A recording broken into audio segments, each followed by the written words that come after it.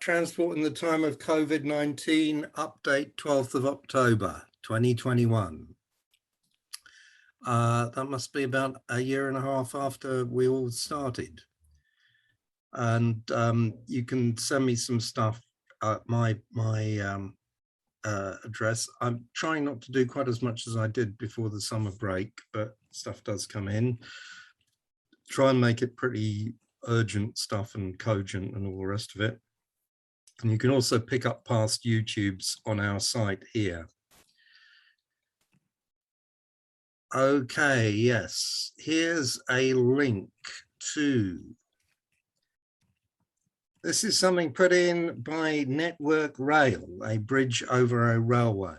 Now, correct me if I'm wrong, but if you're having guttering for bikes, it should always be on the right.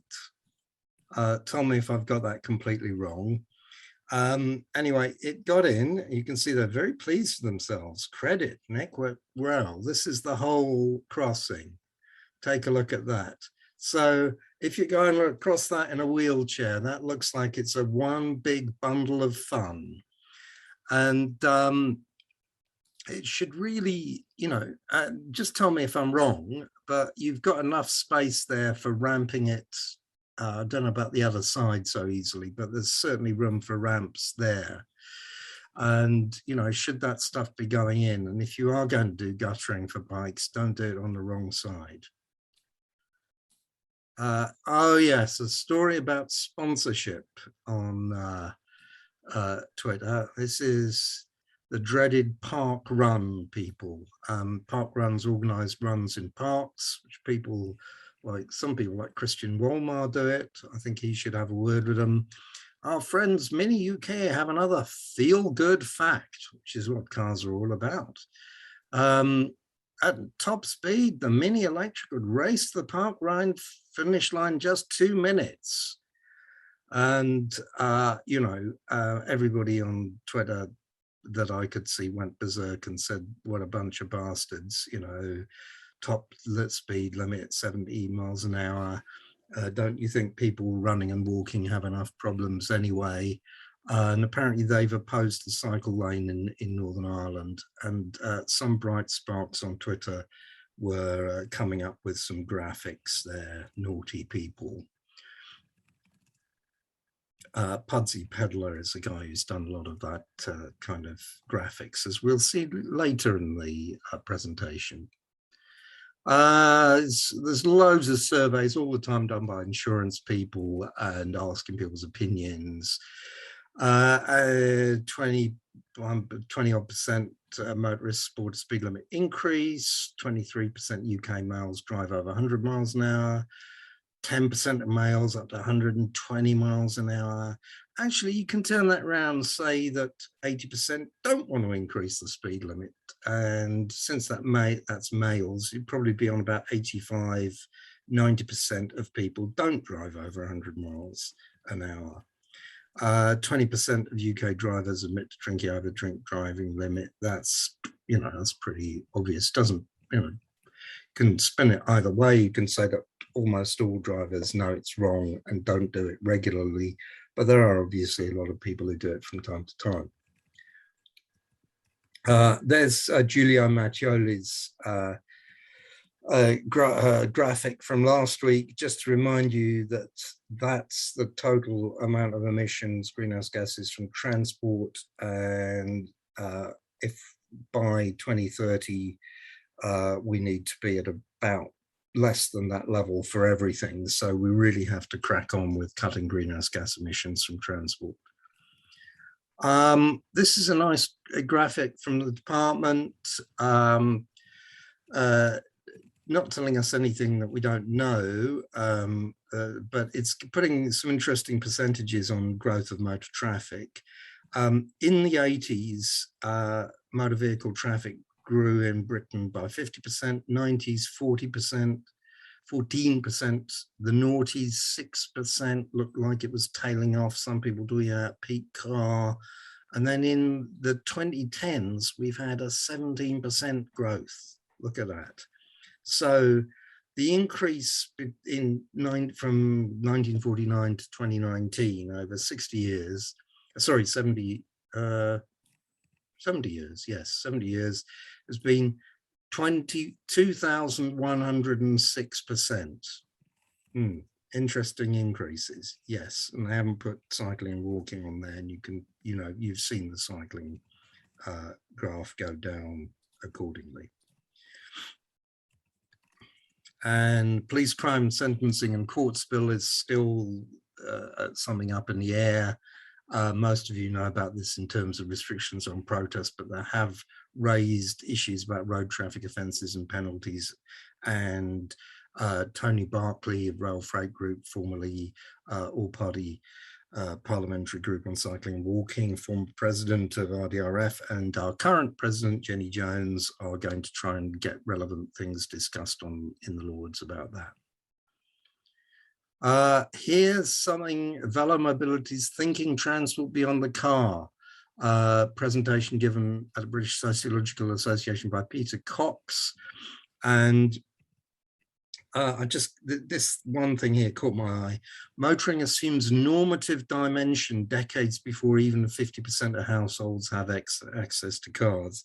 I was reading, if you read my book, which I hope you all have, there was a judge in the 50s when there was a judgment on a motoring offence saying, well, we're all motorists now. And that was in the 1950s when the vast majority of households had no car owner in them. And pointing out again, cycling is conceptualized as an augmentation of an automobile regime, as an add-on. Okay, that's something for you to look at. Now, people pedal power. This is a young activist cycled to COP26. Go to that website, as for young activists in particular, and also Cycling UK are organising something, so go and have a look at that link. There's some activists involved, and occasionally we've talked about colourful crossings on the road, and a coalition of disabled people have organised themselves against it, and the Transport for All people.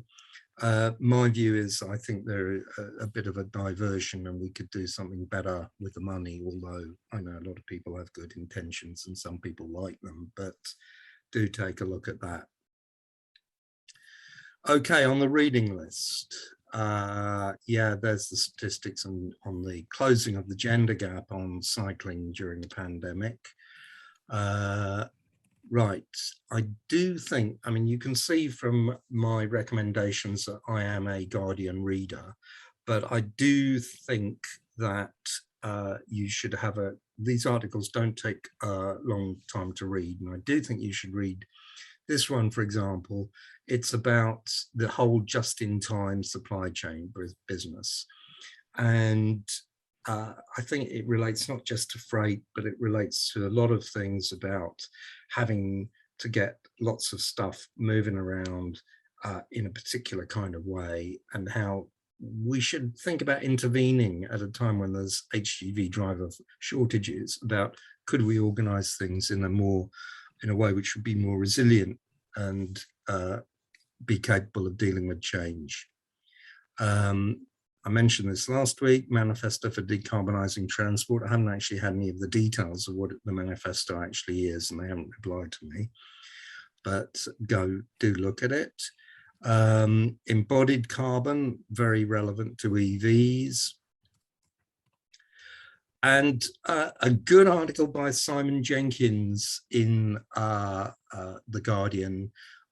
Simon tends to kind of blow hot and cold on active travel things. He's a kind of Jane Jacobs kind of guy, and he likes John Adams's stuff, and he's against pushing bicycle crash helmets, but he does sort of like his car a lot. But he's saying something very good there about, as the title says, do rethink long distance travel.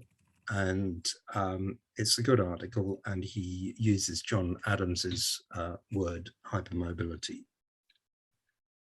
The APP GCW final report, the Chatham House on climate change.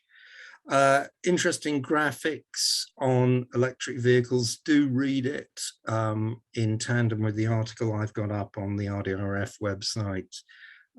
Does refer to some, I think it overestimates some of the problems with EVs and underestimates a lot of the other ones, but do take a look at it. And there's an interesting piece there from the Conservative Friends of Cycling. Okay, in the UK, a reference from the Chorley New Road saga. Birmingham we talked about last week. Glasgow, this is new. There's a citywide active travel network plan unveiled. Any Glaswegians, do tell us if it's a good plan at the end of this presentation. And Edinburgh also, a more than 50 miles protected cycle route set for the capital. Now, I looked at the graphic there. That's their graphic saying invest £117 million, 50 plus miles of cycle lanes. And my little thoughts were 50 is out of 936 miles. And there, wouldn't it be better to have 2 unidirectional cycle lanes? You got the space. So I don't know, anybody who knows about who's read through the Glasgow and Edinburgh plans, because I know Edinburgh's not had a good press over the last year and a half. Okay, now do steel yourselves, people. I know that you can withstand pain. So take a look at this from Devon. That's EV charger in St David's and another one on Cowick Hill. And my view is, oh, please. I mean, apart from the fact that they're massive footway obstruction and really the blind and other disabilities groups should be all over this, they're fantastically ugly. I mean, you know, it's kind of like, we really do need to stop this because it's just dreadful, in my opinion. And also on the subject of gruesome footways, John Dales sent this down from a trip in Glasgow. Now, the first thing is these bollards there to stop bridge strikes, as they're called. And I've always said, you know, if motorists are assumed to be so incompetent and incapable of avoiding bridge supports, and they're generally far tougher systems there, impact attenuating to protect the bridge and stop motorists from killing themselves, then we need to start thinking of motoring as being inherently dangerous to other road users, and, you know, open up discussions like presumed liability and so on. That's on that side. And on the other side, what is that actually about? Is it to stop people from sort of bumping into the bridge support, or is it because the drainage has been done badly, or what is it? Anyway, pretty ugly in my view. Okay, London, right, 2 things. First of all, there's been a consultation out. TfL are intending to reduce the restrictions of the congestion charge, changing hours of operating and so on. At different times of day and over the weekend. LCC has complained about that, and you should have complained about it in the consultation. Luke of Last Who You Should Follow is saying that unless works are funded with active travel funding are started by the 11th of December, there's no guarantee of future funding. Okay, TfL and Camden we're back on the issue of dangerous junctions and the pressure in the demonstration and organised by London Cycling Campaign. And Simon said, on Monday we visited the Theobalds Road and the Southampton Road juncture where Marta Kravik was killed. And Camden Council have upgraded with safety improvement for southbound cyclists, but more needs to be done. That's the message, both at that junction and elsewhere. We talked about that last week. And there's Simon in the little video done on Twitter, and he's referring, I think, to that divider which has been put in already. Enfield, difference after having a low traffic neighborhood. Cycle trips gone up by about 40%, low base, but still gone up. Bit of good news from Enfield. Right, Hounslow. Now, this could be a worry. There's a story referring to it in Daily Telegraph, and the local government ombudsman said something had been done around the way in which Hounslow implemented LTNs. And that was the kind of emphasis that you see in the Daily Telegraph story. But do see the statement from the leader of Hounslow Council. He's called on local lobby group saying, grow up, move on, and stop misrepresenting the facts, because the local government ombudsman wasn't making an overall criticism. He was saying that one piece of communication hadn't been done as well as it could have been. But you need to read both bits. When I read the first story, I was worried that the local government ombudsman would be being called on all over the place and would be telling people to bring out their road space reallocation schemes. But I don't think that is now the case. If anybody wants to say anything about that, that would be nice. In Hackney now, a consultation going on at the moment. And Hackney are talking about having spaces for electric vehicles, and I think making use of electric vehicles quite easy. I think that's a problem, and I think a lot of people don't respond to consultations on parking because they don't live in a car-owning household and think it doesn't apply to me, whereas it does. People interested in active travel shouldn't just look at walking and cycling things, they should talk about everything, particularly parking regimes. Good point here. Islington's very good, but a space in a secure bike hangar costs 100 quid a year, whereas EVs get free parking, and that is definitely sending out the wrong message. Okay, Ealing. Yes, now you know that Ealing took out its LTNs, we've talked about it several times, and some signs have been going up in Ealing like this. Road closed to childhood, too many cars. Rat route, not stopping for anyone, referring to ways. Alternative routes, nice little graphic there. And this one. Now, someone, when he saw this one, thought, oh, it's a council instruction. They're trying to do nudge theory. No, of course, it's not the council. It's not Better Streets for Ealing either. We don't know who put him in. That one there, which also went in, it seems to be based on a design done by Pudsey Pedler. And these are interesting. They went up. I think they've been taken down by the council since they went up. And finally, here's something from Herbert-Diess. I'm breaking my rule about taking stuff from the continent, because if we looked at what's happening in other places around the world, we'd not have enough time to talk about what's happening or not happening in the UK. And I'm not going to do the German bit. He's saying cycling is fun, etc. And he does say, in overcrowded urban centres, the car, including the emission-free e-car, will only be accepted in the future if the bike has enough space in the mobility mix. Well, you know, lots of transport people are saying that. But the point is, he's the CEO of Volkswagen. So I initially thought, that's very good. But, you know, being a Jewish boy and sort of skeptical about anything which was started by Hitler, which is what Volkswagen was, then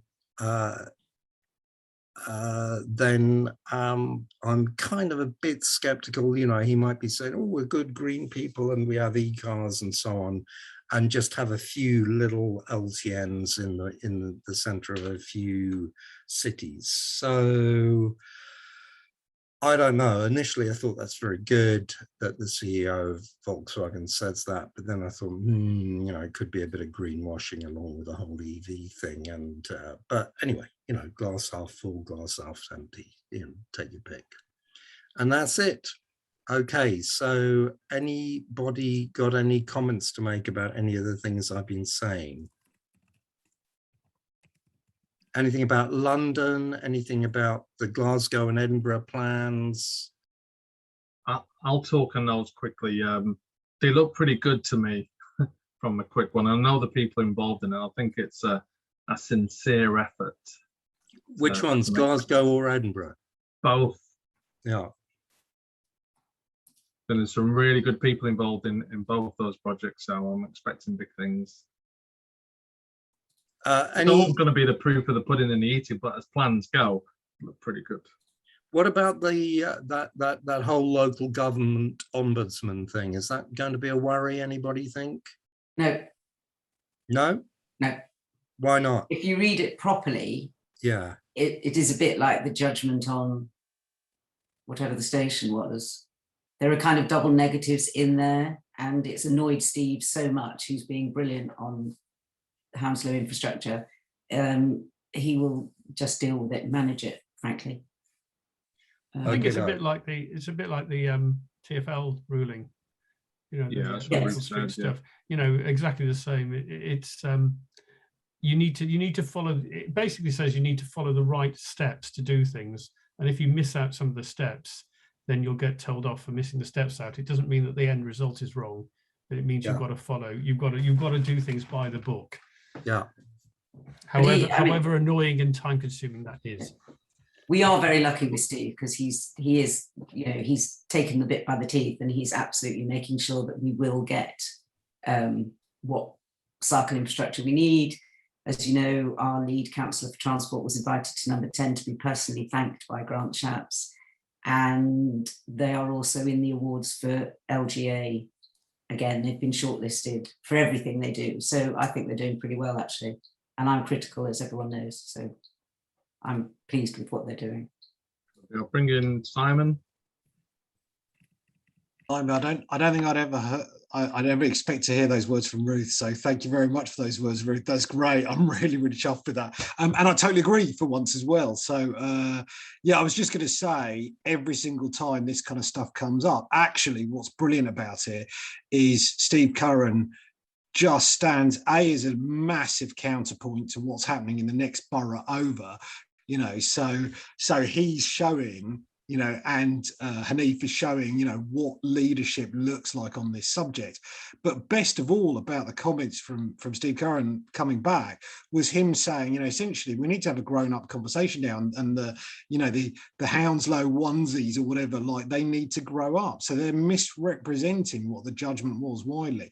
And actually, again, that just goes to demolish the credibility of the opposition that we face when they do stuff like this, and so it's great to see a politician stepping up to the plate and saying, not only, nah, not having it, but more than that, to say, not having it, you're wrong and you're spreading lies, effectively. That was, when I read it, I was like, yeah. Yeah, just on the Holborn point. So firstly, please, everyone sign the petition, the LCC petition. We're handing in, I think, late this month at this rate, and we're trying to get it to 10,000 signatures. Secondly, the petition and the action is not just about Holborn, not just about Southampton Road, Theobald's Road junction. It's about all the dangerous junctions and lethal junctions that have been left for years in London. So it's much bigger than that. And thirdly, just on that junction, what's been done is that the 3 lanes southbound and now 2 lanes southbound, 1 ahead lane and 1 left turn lane with a physical divider, which, when I was down there, when I've been down there a couple of times now already, it looks like it's a pretty good temporary fix.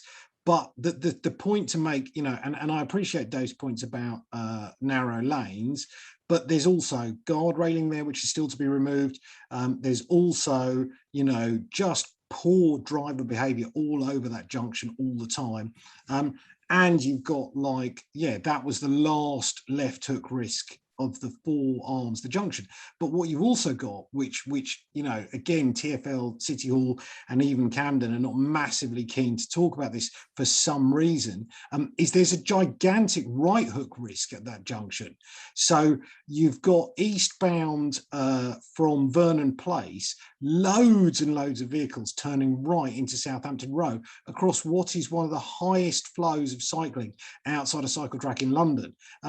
I've been down there, standing there for hours over the last, you know, couple of months, and every time I'm there, probably about every 2 minutes there's a near miss, and about every 20 minutes there's a near miss that has me gasping and like absolutely terrified for someone's life. So sooner or later someone's going to get right hooked to that junction, and there are other issues as well. So, you know, the point is really, really clear here. That temporary fix is a good one. You know, kudos to Camden and TfL. Still took them a flipping month to get it in, but, you know, well done. But there's a load more to do there. Then you look east from there all the way along what we call a London Boulevard, and you've got Rosebery Avenue, Grazing Road, you've got Goswell Road, you've got St John Street, just in one line on one of the highest flows of cycling in London. That's before we even start talking about a whole shit ton, sorry, pardon my French, of loads of other junctions that are absolutely dangerous. So, you know, we can argue about, is it narrow lanes, is it this, is it that? But really, frankly, that junction should be a cyclops, or it should be something else entirely. And until they just scruff junctions by their neck, put a bit of money behind the actions, and start accepting a hit to buses and a hit to other private motor traffic particularly, we are going to see the same things again. You know, this is now at a point, and it irks me to say this, but this is now at a point where LCC has had to put together a protest toolkit to basically say, when do we protest, when do we not protest? Because the chances are in London we'll be out every 2 months. You know, SKC should be out every 2 months. Their stated aim is to protest every death. We've had several since Holborn. You know, we had one in Harrow, we've had a recent fatality in Balham, we've got other fatalities happening. It's just, you know, we've got to tackle junctions now really fast, and we've got to be willing to grasp the nettle. So yeah, I'm kind of understand Dave's point, but I'm also like, you know what, stuff the lane widths. The real issue here is we've just got killer junctions and we're doing faff all about it. Yeah, and we've got to remember, actually, as a design-wise, that is nowhere near the worst designed junction in London. Just got a load of cyclists. I remember many moons ago, the Evening Standard doing this is the most dangerous junction in London, about a junction in Camden. And it was right on the Tavistock Place route, and go, you know, because we've got a cyclist every 4 seconds. And they were looking at the stats compared to years ago. Well, this is the most horrifically dangerous place to cycle, and go, well, just the chances of it happening almost like getting into your early road danger reduction stuff of there. But just remember, it's by no means the worst one, but I'm still not defending it. We still need to do a lot more, because that is the #1 route for cyclists in the whole of London. So maybe I'll bring Steve in now. Thanks, Brian. I was just going to do a quick report from the People's Republic of Stockport, where in terms of lessons of how not to sell the dream, this is right up there. So here is, well, basically one of my colleagues lives near an LTN in Stockport. It's been kicking off really badly. And then a leaflet went round saying, don't worry, we're about to introduce pop-up pocket parks as part of the scheme, and it's going to be really nice. Anyway, so then this arrived. There you go. So there is the park in the Heatons in Stockport. And yeah, so there you go. So basically, she's been watching this for several days. She describes herself as heartbroken because she's been trying to stick up for the LTN amongst everybody else. And she said the only people that ventured inside the cordon were 2 senior citizens who sat down on one of the picnic benches, and it looked like a Martin Parr photo shoot. So there you go. That's enough from the People's Republic of Stockport. Conditions met, somewhere to sit and rest. Tim Vose from Children's Play Council did a whole website called Playgrounds of Woe. Playgrounds of Delight, Playgrounds of Woe, which he contrasted nice playgrounds and shit playgrounds. And that looks like a real exemplar of Playgrounds of Woe. It's definitely a playground of woe, Mark. Ah, come on, that's not that bad. All the stuff there, you've got a table tennis, you've got trying. Yeah, they are trying. I'm putting it, that's still in my good category. It Like, can't be, cars used to go Ryan. through there. We can make it look better, obviously, but If that appeared outside your house, I'd show you outside my house. You even with how the awful it is. even with the ping pong table, you'd think this active travel malarkey is crap. I can't remember the last time I saw the footway outside our house with the Brian, cars parked on it. did that come across your desk? Did you sign off on that? No. I'd like to feel I have like a slightly better aesthetic awareness. I don't think they let me in urban movement for that. But still, the road's closed. There's something to do. The ingredients are there. As I said to you before, it's just, not necessarily the recipe that you should follow, but the ingredients are right, and we're giving it a go. And let's do a proper job. That's all I'm saying on that one. Let's go to Mark. But no, I didn't sign off on it. Of course, I've just put the link. I've just put it was Places of Possibility, Places of Woe, and I've just put the link. It was 2005, so they're a bit out of date. But if you want to look at some really, really horrible playgrounds and get really depressed, there used to be one right next to East Croydon Station, actually, which had one rusty swing in the middle of an acre of tarmac. Anyway, what I wanted to say was there's been a sort of backlash to the backlash on Old Shoreham Road, which is good, and a group of parents have started a critical mass up along there, and they're getting a petition along to basically say, okay, we had the temporary stuff, you've taken it out, but now we want a high quality permanent route in there, and that's really, they're trying to make the best out of a bad example and getting Labour to own, Brighton Labour and the Tories, but mainly Brighton Labour, to own the problem. So I wouldn't even suggest you look at it, because of course we don't want people from outside Brighton signing petitions inside Brighton. But if you can publicise it to your friends who live locally that it's happening, and that's the only way to deal with setbacks like this, is to turn them, is to pivot them from, rather than, oh, it's a disaster, let's go home, into let's get something better and do better in the future.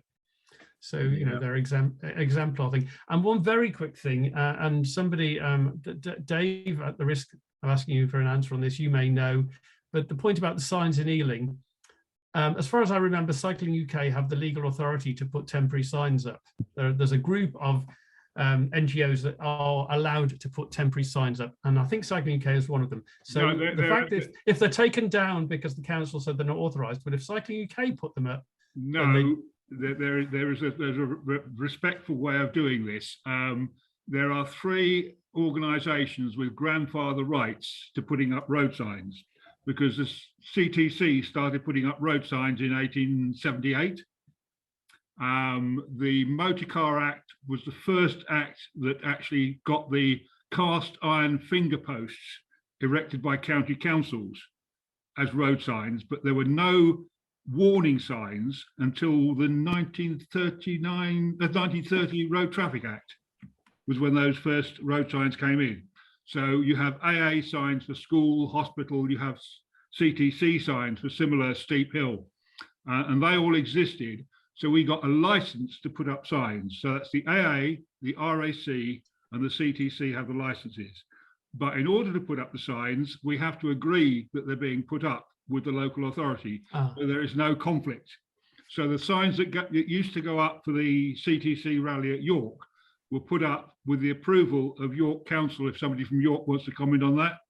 But they were all sort of approved and went up in a particular way. Is that a good enough answer? Yeah, that's fine. So if Ealing don't like them, Cycling UK can't just go and put them up willy-nilly. Is the problem? Oh, that's a shame. I thought they could. I know. I much prefer the guerrilla signs. We actually renamed Richmond Road in Bradford Meckenge Street for our final degree. So we just measured up the sign and took the bolts out and put a new sign up in its place. Quite easily done. Just guerrilla. Where's Bryn when you need him? All right, let's go to Ruth. Hello. Actually, it is a measure of how amazing Hounslow are being, because the green signs that were designed by, I think, Sarah Berry or someone, which says not open for cycling, walking and playing or whatever, we've got quite a lot, and they're still there when everyone else's have been taken down. No, I just wanted to say to Bob something victim blaming you missed. All right. People can jump in and see who this is. Hi there. We're committed to improving cycling in the borough. Cycling should be convenient, accessible, and safe.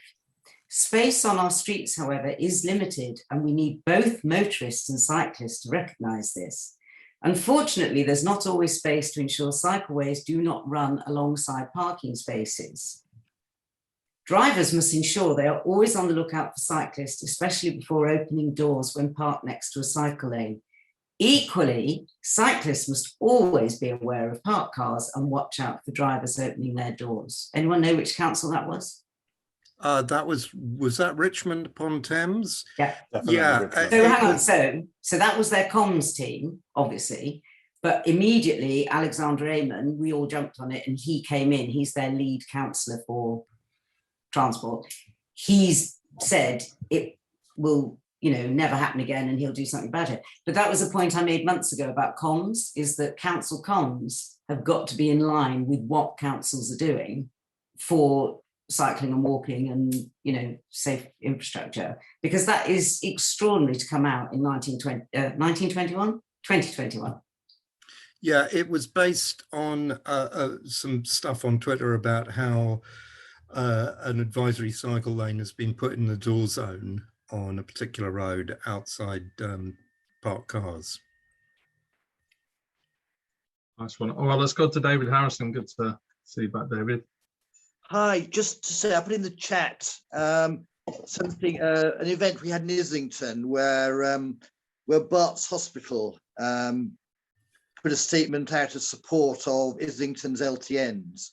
They'd asked them at the beginning of the pandemic to do something about active travel, and we organised it. So now they were thanking Islington for doing it.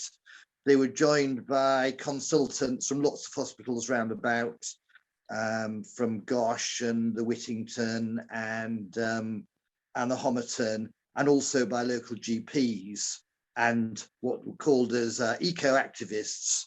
And it went down very well in the local press. And I think there are a lot of hospital doctors and others who would support LTNs, and I think they're really good media coverage. So a nice example from Islington. Thanks for that, David.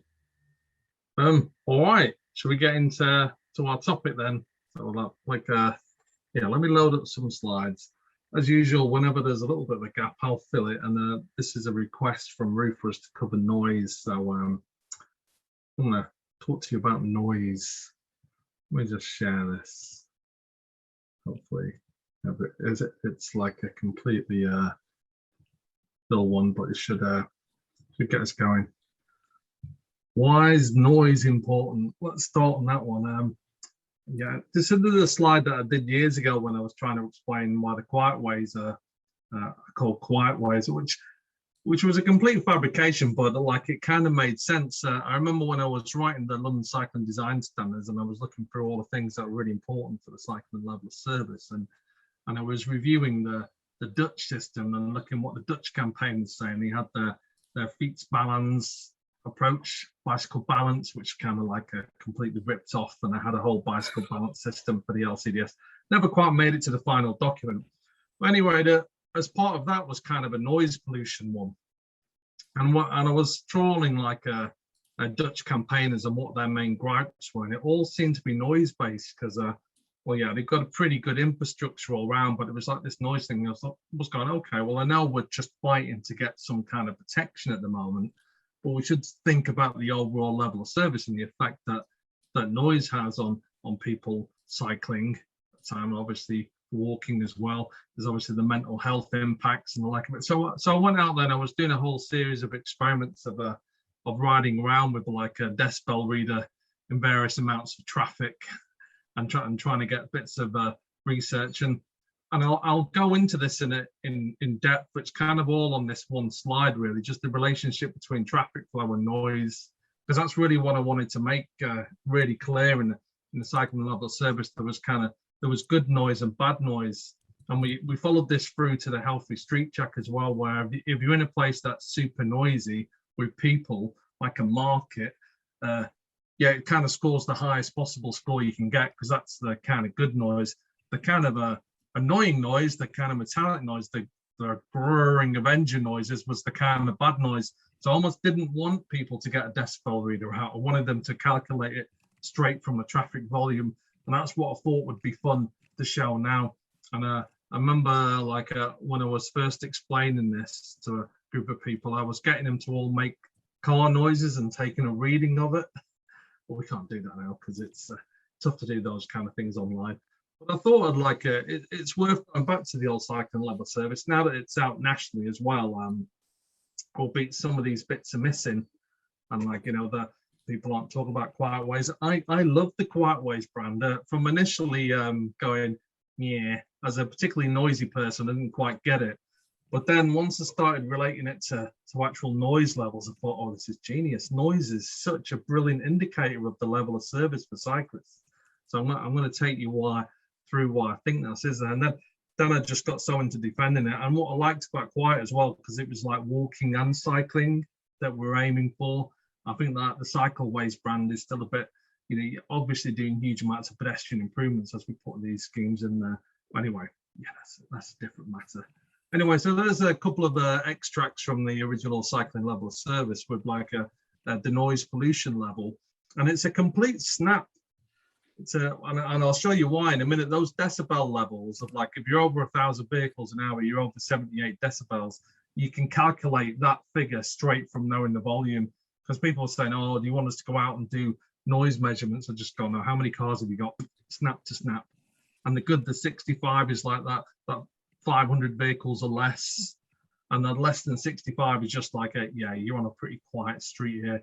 You might get a motorbike going through there and it'll kind of blow it. But I prefer people to talk about noise in terms of volume. But just for completeness, I'll show you how we do noise calculations based on volume. That'll be fun, won't it? Everybody wants to see that. Of course you do.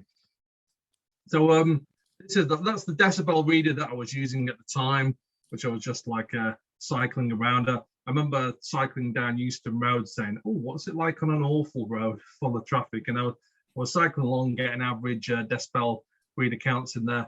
And then I was cross-reference it against health and safety executive advice, and it far exceeded like safe limits. If you were like cycling for more than 20 minutes on the Euston Road, Marylebone Road, you're in that kind of like, it's affecting your health, it's affecting your hearing, it's affecting your mental well-being. You wouldn't have to put up with that kind of level in the workplace. It's worth knowing that. There's a lot of people that say, well, treat the streets like you're in a work environment, and we wouldn't have anything. You wouldn't work somewhere where something that's like 20 tons would just come bombing past you and it couldn't see anything around the office. That would be somewhere that you'd want to go out, but that's what we kind of have to put up with on the streets. So it's worth noting that the actual noise of traffic on the streets far exceeds health and safety levels. And then, you know, you can get really like if we all go electric cars, you might go, oh, it's going to be better. Then you've got the fear you can't hear whether. So you need some kind of level of noise. But the kind of definitive document in this area, if you really want to deep dive this and get into it, and it's really good fun if you do, what all engineering things are, is this one here. That's what I always still use, the calculation of road traffic noise, Department of Transport from the Welsh office. I've looked to see if there's better versions. It's not, it's all in there. I know it looks really old-fashioned and stuffy, but you can see you've got all the basic things. And if you ever want to work out what a noise value is, I'm going to kind of tell you how to do that in the next couple of slides. So let's remember those levels that are in the cycling level service completely and utterly snap to the traffic volumes. Well, let's work out this one. These slides are up there and you can follow it through there, but here's the kind of basic one. So your small Q, like that's your vehicles per hour, and you can look along the graph, well, how many vehicles per hour have we got? All right, 500, go up to the line. Okay, what's my basic decibel rate? You know, don't worry about the L10 decibel, it's just the decibel reading that you go, okay, 500, go across, and that's about 68. And that's why it's that, you know, if you took nothing else from this report and you wanted an approximation, this is it. This is the table you have to go to. That many vehicles is about that level of noise.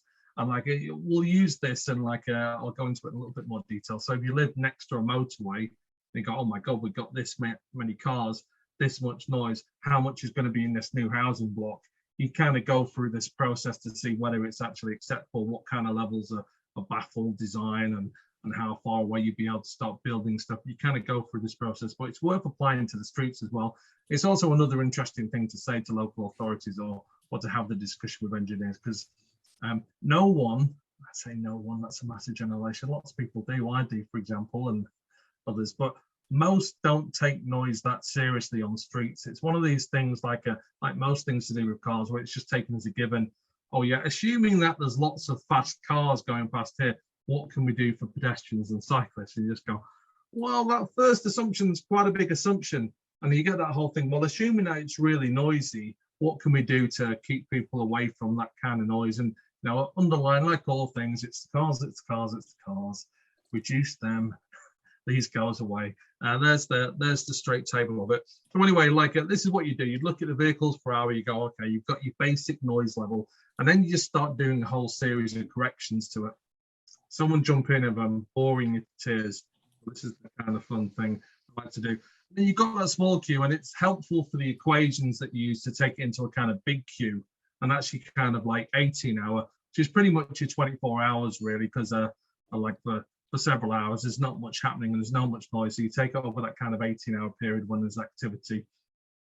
Rule of thumb with all like flow really that us engineers need, if you've got an hourly flow during the peak, 10 times that's a pretty decent approximation of your daily flow. So your little queue, if you're standing out on a street, for example, if you want to work this out, go out there for 15 minutes, topped how many cars are going through there, lovely jubbly, times that by 4, then you've got your hourly flow, your little queue, you can start going on the table there. All right, let's times it by 10 and get a big queue. Then I can start applying these corrections, and I can really be clear about the noise level and what's causing it in the area. So you can see there's a little bit of a log one there, but the logarithm graph's been done for you, so you don't have to get your scientific calculator out. But anyway, 10 times your small q, you go, okay, well, okay, we had 500, what's that? And we'll trace that over, what's our new decibel level on the q? Yeah, 500 is about that. And then you can start applying corrections to it. So like, what's the HGV mix is your first kind of correction in there. So you can see the percentages up the far right side of that graph, like your 5% HGV, your 10%, and then you've got like the traffic speed and how many HGVs as a percentage in there, because if they're going fast, it's going to be a lot. So you got 80%. All right, you need to put 8 points on that decibel level. So if you had 67, but you had like a 80% HGV traffic, ooh, you're going to add another 8 on top of that, which will kick you into the next level. So we're just adding corrections. Next thing you add a correction for is gradient, because obviously if you're going uphill, those gradients are really going to push those engines, particularly if you've got HGVs in there. So you look at what kind of gradient, that's like a 5, 10, 15% gradients. All right, it's a 5% gradient. Okay, we'll add another one. Probably not going to add that correction for most roads, but it's still worth thinking about there. Add another decibel level in here. Nice, easy maths. Next, we'll do like, well, how far away from the source of the noise are you? This is really important in planning. If you're planning a new block of flats, you want to know that you've not exceeded the standards of like tolerable, like a noise when you put it in there. So, okay, how far away there? They're 100 meters, the 200 meters, the 250 meters. Well, for cycling, unlike pedestrians, we are right in the midst of it. So you never get that kind of correction, as it were. You're always like at 0. So yeah, potentially like a +1, because we're at no distance from the noise. It's going straight into our ears, and they complain when we have headphones on. So yeah, you got to be listening to it, but it's straight into your ears. Like pedestrians, or like you're probably at that kind of 0 camp. But like if you're planning housing, you can see how you'd add more and more to it. So you've gone through the corrections, and now like we've got like a little bit of a what height's the noise coming from and what height's the carriage, where you can start correcting for that kind of thing, your distance from it if you really want to get into it. But I'll probably go into a little bit more, but you can go through that. That's how you work it out. If you play back this video, you go, oh, I just used that, and get little shots of the graphs, and anybody can work out a noise level and like a predicted noise level. So if you get a planning application coming through your area and you're telling you predicted like a traffic flow, you go, well, how far away are we? Let's go through this one. It's probably going to be about this level of noise. Are we happy with that? trust me, if you're near the sound of large amounts of traffic noise, that's a real mental health impact.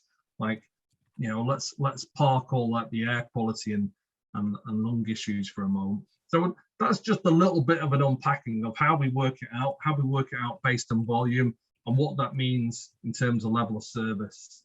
So yeah, my round off there, that quietness is just a brilliant indicator of decent cycling conditions, because you know it's going to be low volume, low HGV mix that gets you into that quiet range. And like I remember we're doing the quiet ways as well. I really wanted to get like stress as the kind of measure, but quietness of quiet ways tells you a lot thing about it. And lots of the early quiet ways that got criticized because they had kind of high volumes, high noise.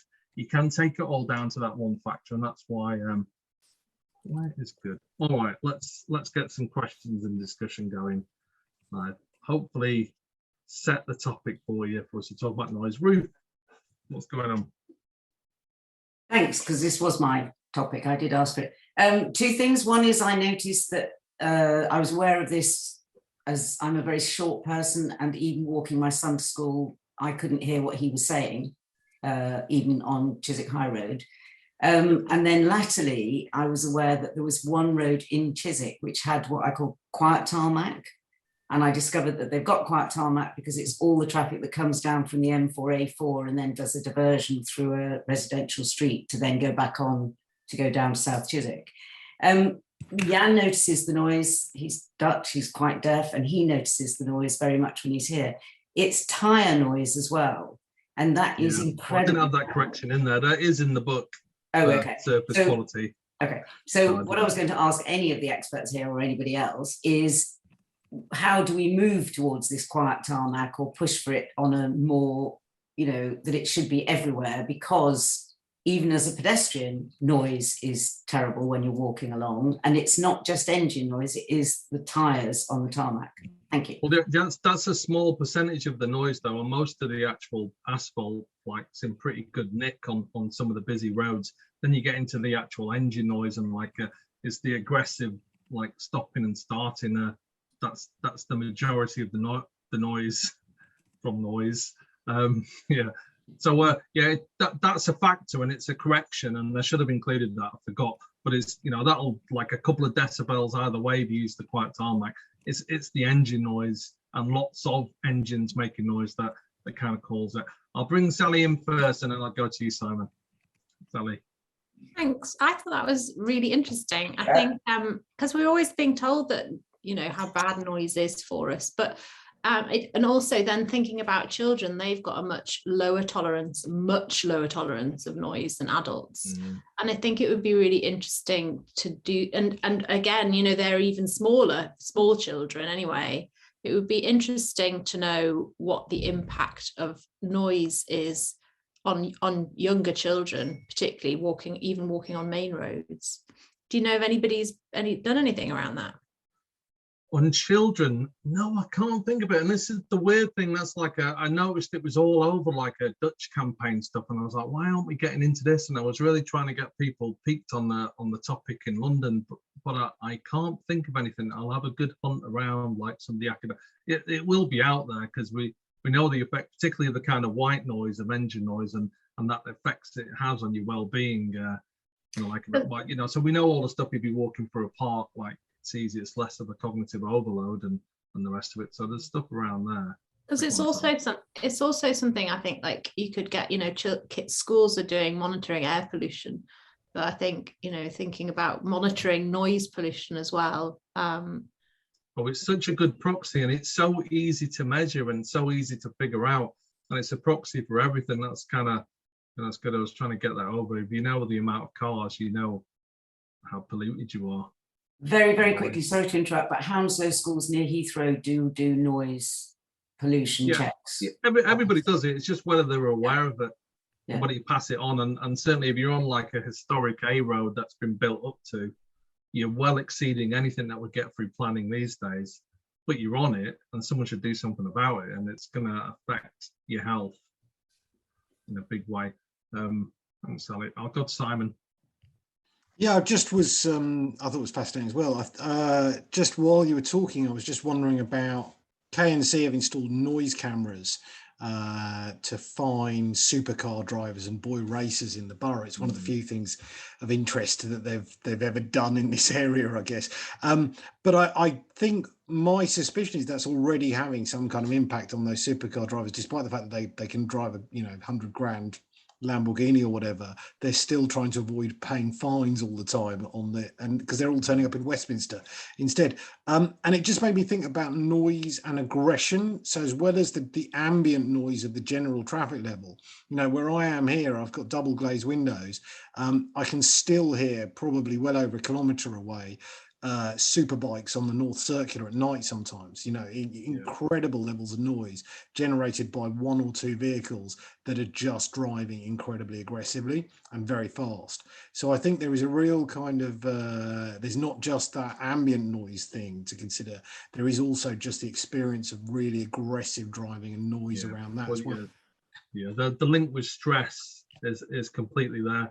I mean, I've been cycling 45 years, and definitely I have a Pavlov's dog thing with Audi engines, which for some reason sound the most aggressive. Now, no offense to particularly car companies, but I can hear an Audi engine a mile off and I'm expecting it, and just that noise makes I can do it now. My shoulder's knotting and I'm waiting for the aggression, and maybe I bring it on because I can hear that noise, but it's got a particularly aggressive acceleration sound when they just dab it, the slightest dab on their foot, and you've got to no one wants to hear that in their life when they're going about their daily business. So there is a massive link with stress there, and it is somewhat understudied. So that's good. I'll bring in Martin now. Thanks, Simon. Thanks, Brian. I was interested that you say that basically you can sort of proxy noise readings based on flow, and I think that's important and useful to be able to start sort of thinking about how we do things. But I wonder if we need to do more sort of routine noise measurement as parts of before and afters when we're putting in schemes. Because I'm involved with the High Street scheme on the Isle of Wight, and I'm very much aware of the fact that typically very little data is collected before a scheme goes in and then after a scheme goes in to measure any change. So we're looking at sort of speed and flow monitoring to see what impact we have, whether it's a positive or negative impact. And I'm now sitting here thinking actually noise should be part of this as well, because one of our biggest problems is the volume of traffic noise in the high streets, so heavily trafficked. And I think the proxy's great, but it doesn't sort of demonstrate to somebody the change you've had on a scheme. And also just reflecting on Simon's point about that sort of that peak noise, that's one of the things that I tend to try and hold meetings on the high street, because it brings home to people just how intrusive traffic noise is and how it interferes with having a conversation. And that peak noise is really the killer. It will just stop a conversation stone dead. People stop being able to think, they can't concentrate, they can't do anything. Everybody just turns and focuses on the source of the noise until it's gone. So I'm kind of thinking we need to do some monitoring before our scheme goes in, of both the background levels of noise at different times of the day, but also some of those noise peaks, and see if the scheme can help ameliorate that noise impact. Just wonder if you've got any tips on what you actually need to measure this stuff, because you can spend thousands on noise measuring equipment, or you can get your mobile phone out and use that. How accurate do you think we need to be? It's not bad, and if you cross-reference it against the volume count, you're pretty much on it. And like I said, there wasn't much research, but there's lots of stuff on the health and safety executive, which is what I look to see the harmful effects of noise. So there's lots of stuff done in the workplace on it. You just got to go, wow, that's my street all the time where I live. Like open my window, it's like that, and so you can do those proxies. But I think you're right as well. It's like a really undersold benefit of a lot of the schemes we do, particularly like 20-mile-an-hour schemes, the stuff you go, oh, why'd you do it? And you only took 2 miles an hour off it. But if you've taken that aggression out and made it a more pleasant environment in terms of the noise, that's a massive win for everybody's mental health in the area.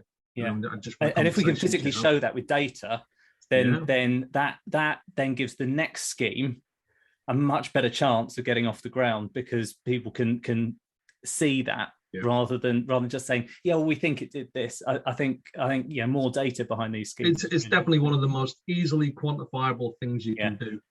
Is go, well, listen to it. It's like I used to say in London about the air quality. It's a terrible example, but I'm going to leave it anyway. Like, well, walk down the street, get a tissue. Your snot's grey. We've got an air quality problem, haven't we? And they're like, there's no debate, but it's even more objectively provable. Like, yeah, what? Yeah, do you think the car noise is an issue? Pardon? You know, you're into that, aren't you? So it's very easily quantifiable and should help you make a strong case. So yeah, good for making that point. Thanks, Minor. Steve? Yeah, thanks, Brian. Have you come across Tranquility Mapping? Ooh, no. So years ago, it's a landscape scale, and it's a really good counterpoint to this conversation. So years ago, when I worked for a sustainability think tank, we did a landscape strategy for the northwest of England. And one of the most powerful maps we had in our slide deck was Tranquility Mapping. So at the time, what was natural England at the time had a definition of tranquility.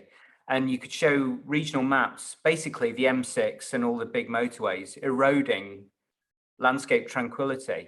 And it was always really powerful. And you showed the difference between the 1960s and 2000, the millennium as it was then.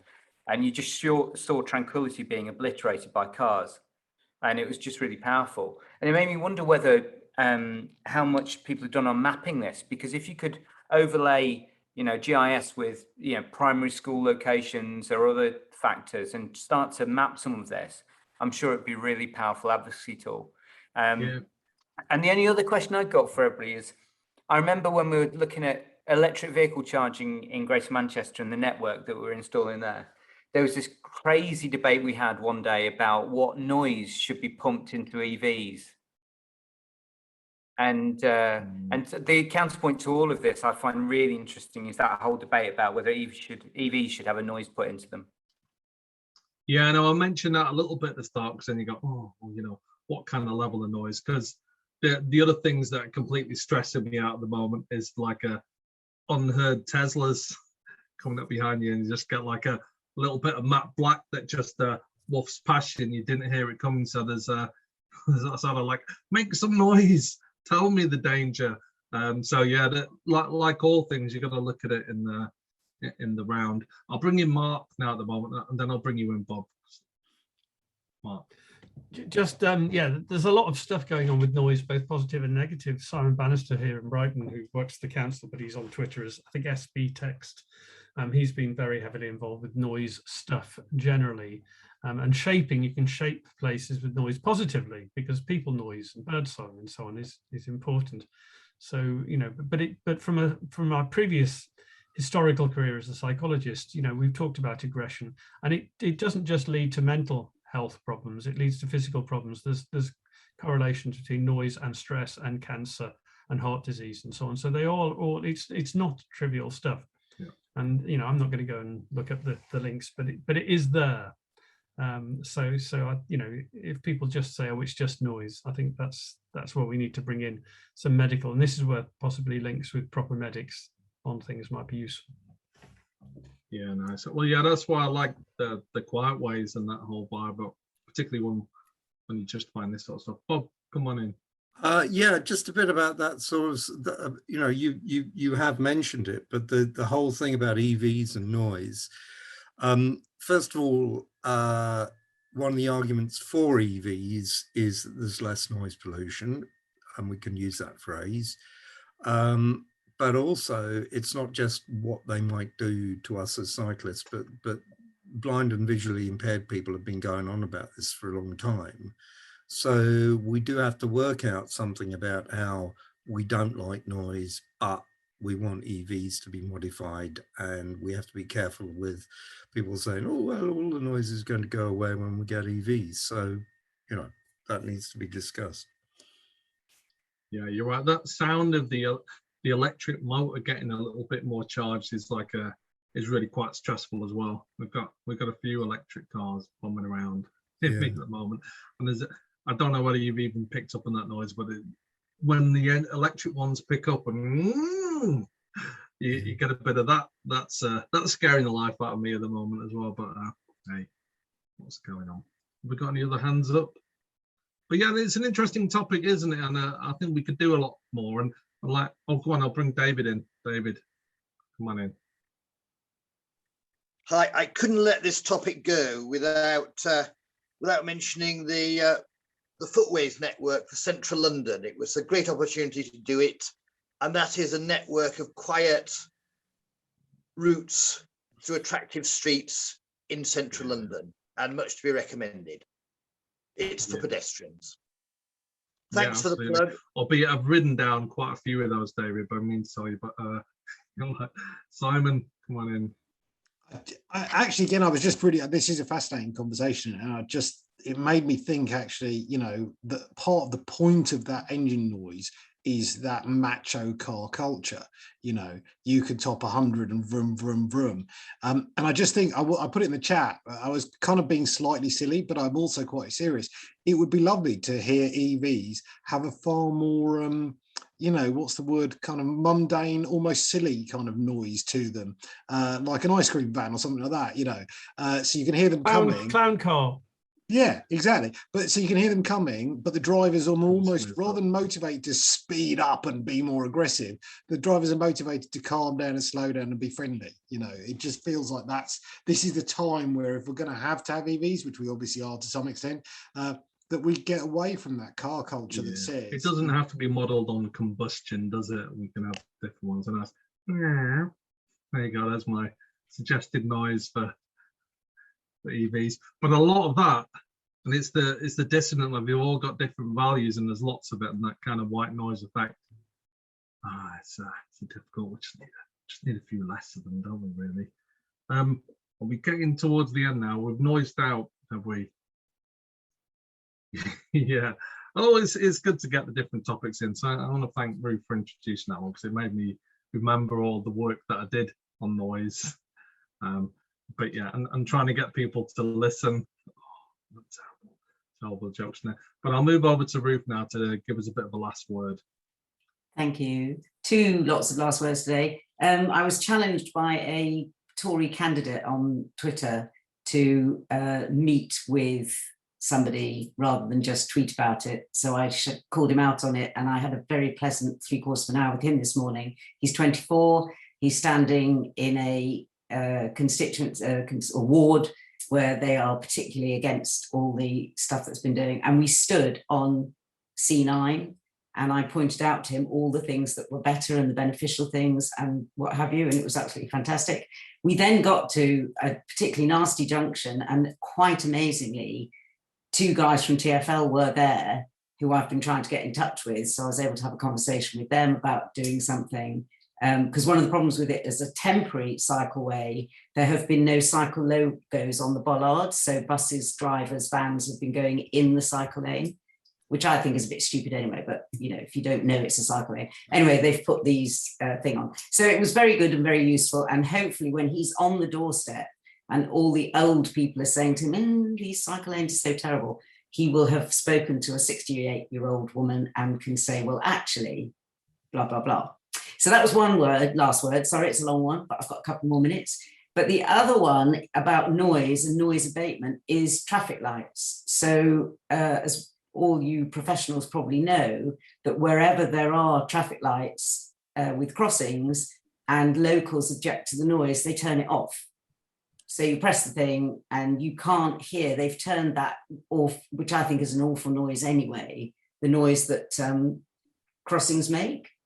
In Holland, because I am going to harp on about Holland, it makes a very nice tick, tick, tick, tick, tick noise, and they have a countdown clock, and it says wacht, and you watch it. So if you're on your bike, you're sitting there, and you can actually see it ready, and cycling, walking, you both go at the same time. Even more impressive now is that from a distance down the side of the traffic lights, and Steve, you're going to have to give me a lesson in putting photos up, there is a line of dots that you can see for about half a mile. So as you approach, you can slow down, change gear, prepare for the change of lights to take off. And of course, when there's low traffic levels, Dutch traffic lights change in favor of cycling anyway, and especially when it's raining. So I think something needs to be done about the noise that pedestrian lights make, because they're either switched off or they're annoying. And if any of you've been to Holland, watch out for that nice tick, tick, tick noise. Thank you.